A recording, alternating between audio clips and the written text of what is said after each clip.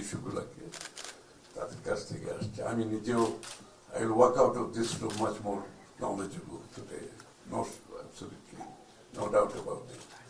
এবং আমার বিশেষ করে অ্যাডমিট করতে হয় যে আমার চট্টগ্রামের সময় এত কম দিয়ে যে আমি নিজেও আউট অফ টাচ হয়ে গেছি অনেক কিছু থেকে, কোয়াইট অনেস্টলি আমি স্বীকার করতে অসুবিধা নেই আমার। এবং আজকে আপনাদের কথা শুনে অনেক কিছু আমারও অবগত হয়েছে যে প্র্যাকটিক্যালি যে ইয়াং, বিশেষ করে যে ব্যবসায়ী যারা আছে, আপনারা যারা ইয়াং এখানে একাডেমি আসছেন, বয়সে অনেক কম আমাদের চেয়ে, তা আপনাদের কথা শুনলাম। এবং আসলে তো আপনাদের ইয়াং ভয়েসগুলো এখন দেশের জন্য সবসময় গুরুত্বপূর্ণ আলোচনার মধ্যে। চট্টগ্রাম বাণিজ্যিক রাজধানী কেন কবে হবে তো আমার মনে হয় প্রশ্নটা খুবই ভালো। এটার উত্তর কি হবে আমি নিজেও জানি না কবে হবে। হ্যাঁ, আসলে আমি ওইভাবে চিন্তাও করি না কোনো সময়, কারণ বিষয়টা উত্থাপন করা হয়েছিল বিএনপি সরকারের সময় চট্টগ্রামকে গুরুত্ব দিয়ে, এবং চট্টগ্রামের পিছিয়ে যাওয়া স্বাধীনতার পর, অ্যাকচুয়ালি স্বাধীনতার আগে চট্টগ্রাম কিন্তু সবচেয়ে গুরুত্বপূর্ণ শহর ছিল, কোয়াইট অনেস্টলি। এবং স্বাধীনতার পরে যেটা হয়েছে ঢাকা কেন্দ্রিক হয়েছে, যেহেতু ঢাকা ক্যাপিটাল, এই জন্য সবকিছু স্লোলি ঢাকার দিকে চলে গেছে এবং আমাদের অজ্ঞাতে চলে গেছে। আমরা বুঝতেই পারি না যে কিভাবে চলে গেছে সবকিছু ক্রমান্বয়ে ঢাকার দিকে। এটার কারণ হচ্ছে, মেইন কারণটা হচ্ছে কি, পুরো দেশটা ঢাকা কেন্দ্রিক হওয়ার একটা কারণ ছিল যে ক্ষমতার কাছে থাকতে হবে সবাইকে, ক্ষমতার কাছে থাকতে হবে। সুতরাং যারা চট্টগ্রামেও বড় বড় ব্যবসায়ী, তারা দিচ্ছে চট্টগ্রামের থেকে তাদের ব্যবসা বাণিজ্য প্রসার ঘটতে হয়, আরো এক্সপান্ড করতে হয়, তাদের জন্য ঢাকায় থাকাটা প্রয়োজন হয়েছে। কারণ হচ্ছে কি, সিদ্ধান্তগুলো সব ঢাকা থেকে, এবং এত বেশি কনসেন্ট্রেটেড ঢাকাতে হয়েছে ক্ষমতা। যখন রাজনৈতিক ক্ষমতা খুব বেশি কনসেন্ট্রেটেড এক জায়গায় হয়ে যায়, ইকোনমিক ক্ষমতা আস্তে আস্তে ওই জায়গায় চলে যায়। This is quite natural. এটা বাংলাদেশের বাড়ি না, সেটাই আসলে হয়েছে, মূলত এটাই হয়েছে। আমাদের আজকে যেটা করতে হবে, চট্টগ্রামকে যদি বাণিজ্যিক রাজধানী হিসাবে শব্দটা ইউজ না করলেও চলে, কারণ চট্টগ্রাম যে একদম বলেছে, মনে তানভীর বলেছে, চট্টগ্রাম তো বাণিজ্যিক রাজধানী আছে, বাট এটা কতটুকু কার্যকর, এটা হচ্ছে প্রশ্ন আজকে। তো ওই শুরুটা করতে হবে আসলে অন্য জায়গা থেকে। শুরুটা করতে হবে, বাংলাদেশকে একটা ওভার রেগুলেটেড কান্ট্রি থাকবে কি থাকবে। Actually Bangladesh is over regulated country, এবং it's all concentrated in Dhaka, unfortunately. আমাদেরকে ওই জায়গাটা হাত দিতে হবে প্রথমে।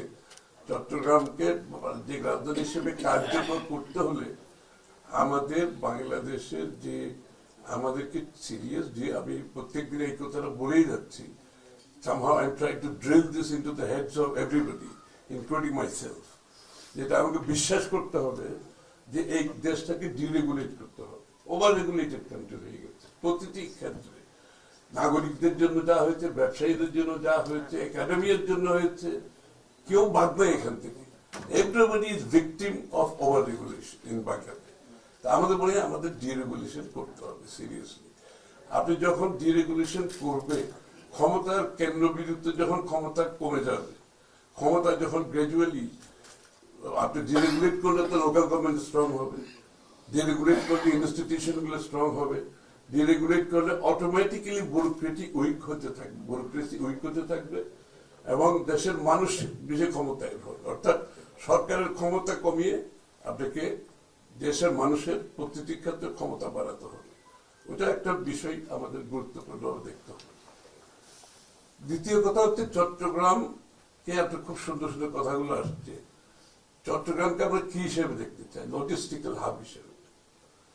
এবং কেন logistical hub? Because of Chittagong coast line, আর তো কোনো কিছু নেই। ও যেটা বলেছিল, আর তানভীর যেটা বলেছিল, এই হাবটা করার জন্য naturally Chittagong is the only suitable place. বাংলাদেশে তার দ্বিতীয় কোনো জায়গা নেই। আমরা তো অনেক জায়গায় ট্রাই করে দেখেছি বিভিন্ন পোর্ট টোট করার জন্য, ইট ওয়াজ জাস্ট গভর্নমেন্টের রিসোর্স গুলো ড্রেন হয়েছে, আর কিছু হয় নাথিং ওয়ার্ক। তো চিটাগংকে যদি লজিস্টিক্যাল হাব করতে হয়, যে জাপানিজরা, যে ফার ইস্টে আমাদের যারা ইনভেস্টর আছে তারা কিন্তু সবসময় দেখে থেকে কোস্টাল ডিস্ট্রিক্টটা কোথায়, এবং কোস্টাল ডিস্ট্রিক্টের পটেনশিয়ালটা এই দেশের গভর্নমেন্ট কত ইউজ করছে, এটা ইনফ্রাস্ট্রাকচার আছে কিনা, তারপরে দেশের ওভারঅল দেশের এটা ইনভেস্টমেন্ট ফ্রেন্ডলি দেশ কিনা, ইজ অফ ডুইং বিজনেস আছে কিনা, কস্ট অফ ডুইং বিজনেস আসলে কতটুকু এখানে আছে, এগুলো তো পরবর্তীতে। আগে ওরা কিন্তু প্রেফার করে একটা কোস্টাল ডিস্ট্রিক্টে মুভ করার জন্য। আমাদেরকে তো কোনো কিছু ইনভেন্ট করার কিছু প্রয়োজন নেই। চট্টগ্রামকে যদি আমরা লজিস্টিক্যাল হাব করতে চাই, কোস্টাল বেল্টকে ওই তো লজিস্টিক্যাল হাব করতে গেলে কিন্তু কোস্টাল বেল্টের কানেক্টিভিটি গুলো করতে হবে, ডেভেলপমেন্ট গুলো করতে হবে। একটা এক্সাম্পল হচ্ছে কোরিয়ান ইপিজেড, যে জায়গাটা কোরিয়ান ইপিজেড করেছে, এটা করার অনেক আগে আমি একবার ওখানে গিয়েছি দেখার জন্য, কেয়াকসং সহ, যে এই জায়গাগুলো বালি, তুমি যেটা বললা, আসলে কোনো অ্যারেবল ল্যান্ড, এখানে কোনো চাষবাস হয় না, জায়গাগুলো খুব একটা ভালো একটা ইউজ হয়। এবং ওরা কিন্তু যেহেতু ওদের ওই নেকটা আছে, গ্লোবালি ওরা ইনভেস্ট করে, তো ওরা ওই জায়গাটাই বেছে নেয় যে এখানে কোনো চাষবাস করবেন, কিন্তু এটাকে আমি কনভার্ট করে একটা ইন্ডাস্ট্রিয়াল স্টেটে করতে পারবো। এরকম বাংলাদেশের পুরো কোস্টাল বেল্টটা যে আমাদের আছে, যেটা আমার এগ্রিকালচার ল্যান্ড নষ্ট হবে না, যেটাকে আমাদের বাংলাদেশের মতো জায়গায় আমি দুইটা তিনটা বিষয়, একটা হচ্ছে আমাদের থাকার জায়গা কম, আমাদের এগ্রিকালচার ল্যান্ড লিমিটেড, আমাদের ইন্ডাস্ট্রিয়াল ল্যান্ড লিমিটেড, আমাদের আপনার গ্রিনারির জন্য যেটা রাখা দরকার, যেটা জারিনা বললো, যে একটা দেশের সুস্থভাবে বসবাস করতে হলে ওটার পর্যাপ্ত পরিমাণ জায়গা নেই। এই জন্য আমাকে ল্যান্ড ইউজটা অত্যন্ত খুব কেয়ারফুলি করতে হবে। তো কোস্টাল বেল্টের যে ডেভেলপমেন্ট কথা তুমি বলেছো, হায়দার যেটা বলেছে, অত্যন্ত গুরুত্বপূর্ণ। এবং চিটাগংয়ের কিন্তু স্ট্রেংথ হচ্ছে লজিস্টিক্যাল। আপনি চিটাগং এই কোস্ট বেল্টটাকে পুরোটা কমিউনিকেশনের মাধ্যমে এনে এটাকে যদি আমরা ওয়্যার হাউজিং, আমরা কিন্তু চিটাগং একা চিন্তা করলে হবে না, পুরো রিজিয়নটাকে মাথায় রেখে হাব করতে হবে। এয়ারপোর্ট বলেন, পোর্ট বলেন, ইন্ডাস্ট্রিয়াল স্টেটস বলেন, ওয়্যার হাউজিং বলেন, we should be able to serve the whole region. এখানে ইন্ডিয়ান নর্থ ইস্ট সহ ইন্ডিয়ান একটা গ্রেটার পার্ট অফ ইন্ডিয়া, মিয়ানমারের যেটা আপনার রাখাইন স্টেট যেটা আছে, যারা আসলে ওই ওই মানে ইয়ে থেকে মেইনল্যান্ড থেকে সেপারেটেড, এবং পুরো রিজিয়ন থেকে আমরা করতে পারি, ইভেন ইনক্লুডিং ওয়েস্ট বেঙ্গল, এখানে আমরা যদি বলতে চাই। সুতরাং আমাদেরকে সার্ভ করার জন্য পুরো জিনিসটাকে চিটাগংকে হাব করে, এয়ারপোর্টের থেকে easily Chittagong airport can be hub for this region, ওটা আমাদেরকে চিন্তা করতে হবে। এটা পুরো নর্থ ইস্ট থেকে এই পুরো বেল্টটাকে কিন্তু আমরা চিটাগং এয়ারপোর্ট হাব হিসেবে আমরা ইউজ করতে পারি, চিটাগং পোর্ট, এবং এই বিষয়গুলো আমাদের গুরুত্বপূর্ণ। একটা যেটা বলছে খুব ভালো পয়েন্ট লাস্ট স্পিকার আমাদের, যে আমাদের একসাথে তো আর এগুলো সবকিছু হবে না, তো আমাদের লো হ্যাঙ্গিং ফ্রুটস কি আছে, এটা হচ্ছে ঢাকাতে কেন যেতে হচ্ছে, দ্যাট ইজ আইডেন্টিফাই।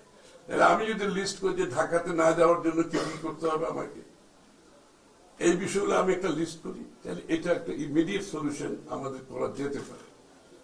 এটা খুবই ইম্পর্টেন্ট কথা তুমি বলেছো, and thank you very much. সবাই মাথার মধ্যে আছে, বাট এটাকে in a very structured way আমরা যদি করতে চাই। কেন ঢাকা, যে টেস্টিং এর ব্যাপারে বলেছেন আপনারা, টেস্টিং কেন ঢাকা, সিম্পল ব্যাপার। এই সলিউশন গুলো তো এমন কোনো বিষয় না। ব্যাংকিং এর বিষয় যেগুলো আছে, এগেইন ঢাকা না গেলে তো তদবির না করলে তো ব্যাংকের লোন স্যাংশন হবে না, এটা আমরা জানি। কেন ঢাকা যেতে হবে? আপনারা বলছেন online, online is all very well if you deregulate. আপনার তো ডিরেগুলেট করতে হবে আগে। পুরো ডিরেগুলেট করলে যেরকম, আপনি তো এখানে ব্যাংকেও যাওয়ার কথা না, আপনি বাসায় বসে অফিসে বসে কাজ করার কথা। আসলে ব্যাংকে যায় তো না, বিদেশে তো কেউ ব্যাংকে যায় নাকি? কেউ যায় না। ওদের ব্যাংকের সাথে, ওদের অফিস থেকে ব্যাংকের সাথে কমিউনিকেট করতেছে, সব কাজ শেষ হয়ে যাচ্ছে। এগুলো হচ্ছে আরেকটা বিষয় আছে আমাদের, যে ডিরেক্ট কিছুর বিষয় আছে। আর জরিনা যেটা বলছে, Chittagong as a liveable city করার জন্য যে ইনভেস্টমেন্ট, আমি একটা এক্সাম্পল দিই, যে এশিয়ান ওমেন ইউনিভার্সিটিতে যখন হওয়ার ছিল, তখন বিএনপির সবাই এই এশিয়ান ইউনিভার্সিটি কোথায় হবে, চিটাগাংয়ে কোথায় হবে। তখন যেহেতু প্রাইম মিনিস্টার বাড়ি, রহমান সাহেবের বাড়ি বগুড়া, তো ওদের বলা বলতেছে তো এখানে অনেকগুলো আমাদের ফ্যাকাল্টির একটা ডে টু ডে লিভিং এর ব্যাপার আছে, আমাদের ছেলে মেয়েদের লেখাপড়ার ব্যাপার আছে, অনেকগুলো বিষয় আছে যেগুলো তারা ওই যারা স্পন্সর ছিল তারা, পরে আমরা বসলাম এখন ওখানে চিটাগং, চিটাগং তো আমাদের সুযোগ সুবিধা, আমাদের university at least we have some faculties with whom you can communicate. Chittagong university আছে, মেডিকেল কলেজ, অনেকগুলো স্কুল কলেজ আছে, লিভেবল একটা জায়গা আছে এবং সমুদ্র আছে, পাহাড় আছে, এরকম একটা ইউনিভার্সিটির জন্য ideal place. Finally it was decided Asian university Chittagong. আমরা একটা জায়গা ওদেরকে ঠিক করে দিলাম, আইডেন্টিফাই করে দিলাম, ওখানে ডেভেলপমেন্ট হতে যাচ্ছে এখন, যে architects are coming. Asian Women University is a very good addition for Chittagong, Chittagong এনভায়রনমেন্টের জন্য, চিটাগং সোসাইটির জন্য, যে কিছু লোক যারা এখানে থাকে যাদের সাথে চট্টগ্রাম ইন্টেলেকচুয়াল একটা ক্লাস একটা সৃষ্টি হওয়ার সুযোগ আছে এখানে। তো এইরকম education is also, Tanvir is very right, যে লজিস্টিক্যাল সাথে সাথে infrastructure development, manufacturing and education, হ্যাঁ, না health of case it's a must, health care. So এটার জন্য আমার মনে হয় মেয়র আমার পাশে বসে আছে, মাননীয় মেয়র, যে চট্টগ্রাম আসলে it has to be city government. এটা বলেছে বিভিন্ন কাজের যে সমন্বয় হচ্ছে না, because we do not have a city government, we must have a city government, we should be fully powerful. আর যে কোনো জায়গায় আমরা যদি সাংহাই যাই, সাংহাই মেয়র আমাদেরকে বলে সব কথা তার মধ্যে আছে, হি নোজ এভরিথিং। হ্যাঁ, সাংহাইতে কতগুলো ইনভেস্টমেন্ট হচ্ছে, কোথায় ইনফ্রাস্ট্রাকচার হচ্ছে, কোথায় কি সমস্যা হচ্ছে, he knows everything. Because the mayor is overall actually পুরো সিটির সবগুলো কাজের মধ্যে সে ইনভলভ, সরাসরি ইনভলভ। রেভিনিউ কালেকশনে মেয়র ইজ ইনভলভ, তারা জানে করতে করতে রেভিনিউ।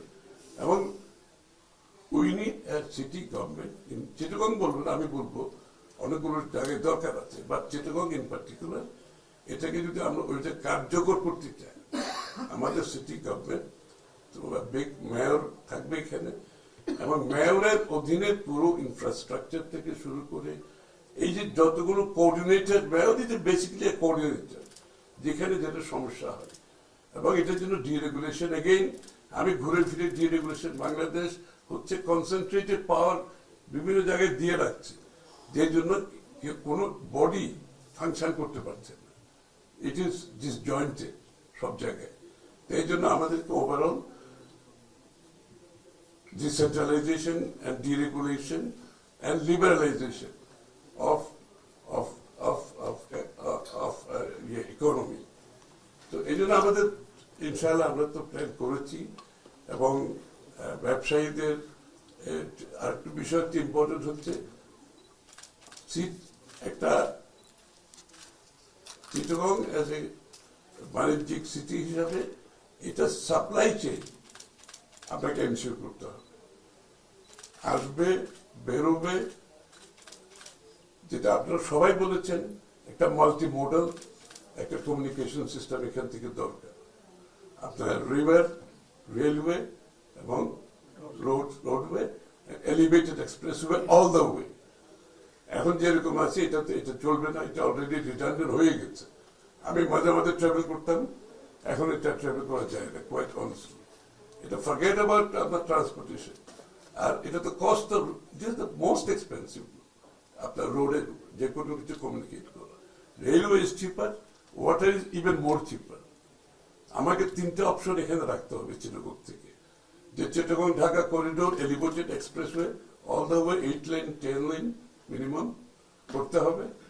রেলওয়ে কমিউনিকেশন যেটা বলেছেন ভেরি কারেক্টলি, যেটা একটু বোধহয় কাজ আছে, একদম ওই সিঙ্গেল ট্র্যাকে হবে না, কোনো কোনো জায়গায় ডবল ট্র্যাক করতে হবে।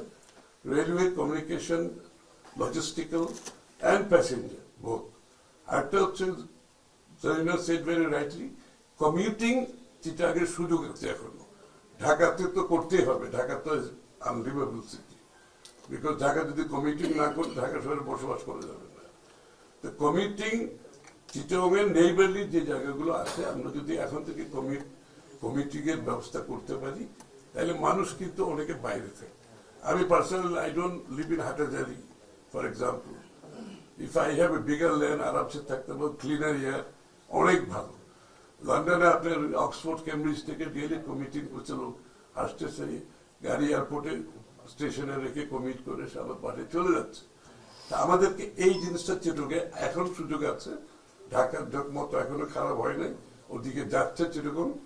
বিফোর ইট হ্যাপেন্স আমাদের কমিউনিটিং এর জন্য, যেমন Chittagong railway station should be taken out quite honestly. এটা কিন্তু শহর থেকে বের করে ফোজাহাটে নিয়ে যাওয়া উচিত। ওই যে বিশাল ট্র্যাকের যে জায়গাগুলো আছে, এটা আপনি 5-6 ট্র্যাক করে দেন, 3-4 ট্র্যাক 8 ট্র্যাক করে দেন। ওখান থেকে কমিউনিকেশন, আপনি বাস থাকবে, গাড়ি ঘোড়া থাকবে, প্রয়োজনে ট্রাম সার্ভিস হতে পারে, anything can be done into the city back and fourth.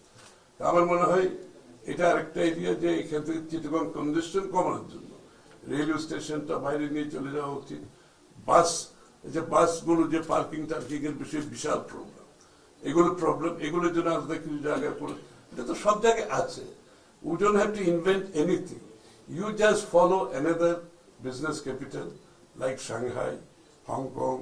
আপনি এগুলো একটু করেন, এগুলো একটু দেখলে, এগুলোতে যে এক্সাম্পল গুলো আছে, we just follow it. We don't have to invent anything now.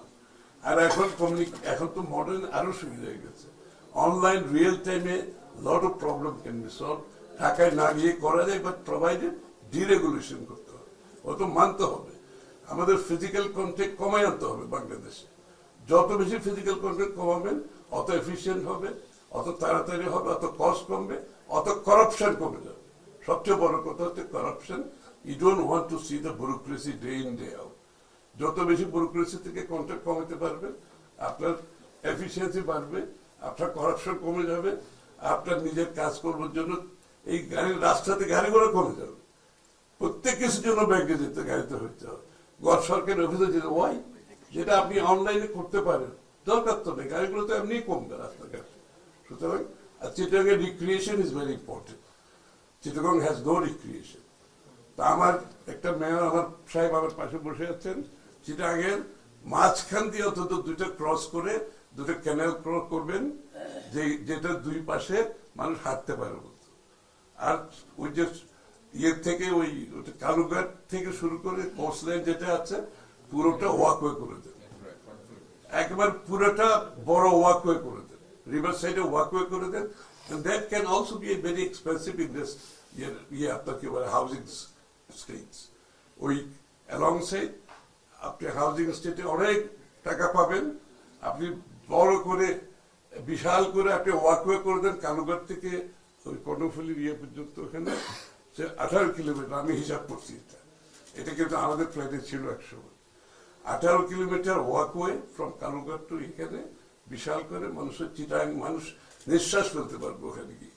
18 kilometre মধ্যে মানুষ হাঁটতে পারবে, ফ্যামিলি দেখতে পারবে, ওখানে ভেন্ডার্স থাকবে, খাওয়া দাওয়া করতে পারবে, জাস্ট লাইক বিগ সিটিজ আপনি করতে পারেন। এবং চিটাগের মাঝখান দিয়ে যদি একটা ক্যানেল করতে পারেন, কোনো একটা ক্যানেল বেছে নিয়ে এটাকে বড় করে 2 পাশে ওয়াকওয়ে করে দেন, this is all economics. এবং রেভিনিউ আসবে আপনার entertainment is also revenue for the city government and for the government, and this is economics and this is GDP. Every expenditure is GDP. আমরা এক্সপেন্ডিচার, এন্টারটেইনমেন্ট বলেন, sports বলেন, and sports এর জন্য Chittagong is again also you should think about sporting facilities Chittagong as a city. So these are all part of economy also. এটাতে city government লাভবান হবে, central government লাভবান হবে, ট্যাক্স জিডিপি বাড়বে, এমপ্লয়মেন্ট বাড়বে আপনার। সো আমার মনে হচ্ছে চিটাগং সুবিধা হচ্ছে কি আমাদের সব অপরচুনিটি আছে, এটা সবার নাই। আমাদের পাহাড় আছে, ক্যানেল আছে, লেক আছে, আর চিটাগং থেকে সুবিধা যে রিসোর্ট গুলো আছে, এগুলোর connectivity you can think of it, how best you can connect. এখানে কিন্তু রিভারাইন কোনো কানেক্টিভিটি নেই, সব বাই রোডে। আপনি এখানে রিভারাইন কি কানেক্টিভিটি কিভাবে করা যায়, এগুলো একটু চিন্তা করা দরকার। সো আমার মনে হয় আমার একটু যেতে হবে, আমার একটু ফ্লাইট ধরতে হবে।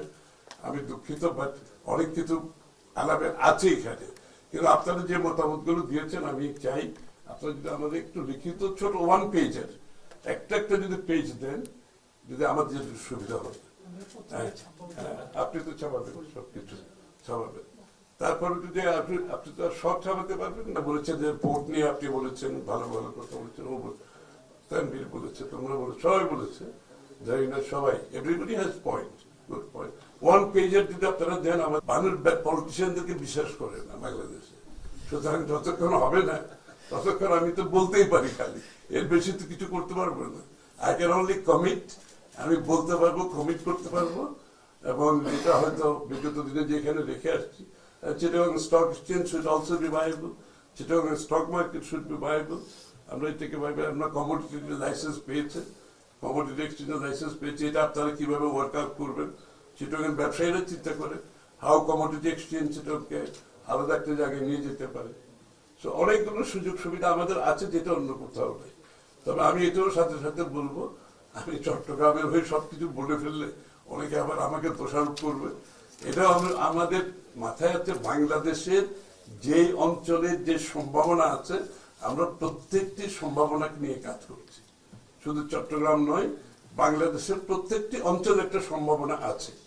চট্টগ্রামের সম্ভাবনা চট্টগ্রামের জন্য। এই জন্য আমরা সমস্ত বাংলাদেশে, আমি পার্সোনালি গিয়েছি, প্রত্যেকটি ডিভিশনে ব্যবসায়ীদের সাথে বসেছি, আলাপ করেছি, নোট নিয়েছি, এবং আমরা চেষ্টা করবো প্রত্যেকটি অঞ্চলে যে সম্ভাবনা আছে সেই সম্ভাবনাগুলো কাজে লাগিয়ে বাংলাদেশের ভবিষ্যতে অর্থনীতি, মানুষের জীবনযাত্রার মান, এবং সবচেয়ে বড় হচ্ছে বাংলাদেশের যার যেই প্রত্যেকটি নাগরিকের যে সম্ভাবনা আছে তাকে সে একটা সুযোগ দেওয়া। সে যাতে একটা কামার কুমার থেকে শুরু করে কুটির শিল্প, আপনার যে আমাদের কি বলে তাঁতি থেকে শুরু করে, এভরিবডি হ্যাজ সামথিং। আমরা সবাইকে একটা সুযোগ দিতে চাই, একটা সবার জীবনের যাত্রার মানের পরিবর্তন হোক, কর্মসংস্থান হোক, এবং বাংলাদেশের এমনকি সংস্কৃতির ক্ষেত্রেও আমাদের বড় প্ল্যান আছে। থিয়েটার দিয়ে আমাদের চিন্তা আছে, ফিল্ম নিয়ে চিন্তা আছে, মিউজিক নিয়ে চিন্তা আছে। এগুলো আমাদের সংস্কৃতি যদি হয়, ইকোনমিক্স অলসো। এই লোকগুলো জীবনযাত্রার মান, এদের মান বাড়লে এদের কর্মসংস্থান বাড়বে, দেশের এক্সপোর্ট বাড়বে, অনলাইন রিয়েল টাইমে মানুষ ব্যবসা করতে পারবে। ICT is again big sector, আজকে আলোচনার সময় নেই। আমাদের প্ল্যান আছে চট্টগ্রামে বড় ধরনের আইসিটি, বড় বড় বিল্ডিং গুলো তো আইসিটি হবে না। ICT policy has to be right. আপনার পলিসি যদি ঠিক মতো করেন, বিল্ডিং না করলেও হবে। আপনি যদি পলিসি ঠিক লাগে, ইনফ্রাস্ট্রাকচার, আনইন্টারাপ্টেড পাওয়ার সাপ্লাই দেন, রোবাস্ট ইন্টারনেট দেন, গ্রামে গঞ্জে বসে মানুষ কল সেন্টার করতে পারবে, গ্রামে গঞ্জে ডেটা সেন্টার করতে পারবে, অনলাইন রিয়েল টাইম ব্যবসা করতে পারবে। আমরা চেষ্টা করতেছি প্রত্যেক মানুষ তো যাতে তার পটেনশিয়ালটা ব্যবহার করে আগামী দিনে তার জীবনকে পরিবর্তন করতে পারে। বাংলাদেশের ইকোনমির সুফল যাতে মানুষের কাছে যায়। একটি পৃষ্ঠপোষকতার রাজনীতি, একটা অর্গানাইজ গ্রুপের বাইরে যে মানুষ আছে তাদের জীবনযাত্রার মান যাতে পরিবর্তন হয়, সেটা আমরা চিন্তা করছি, চেষ্টা করছি।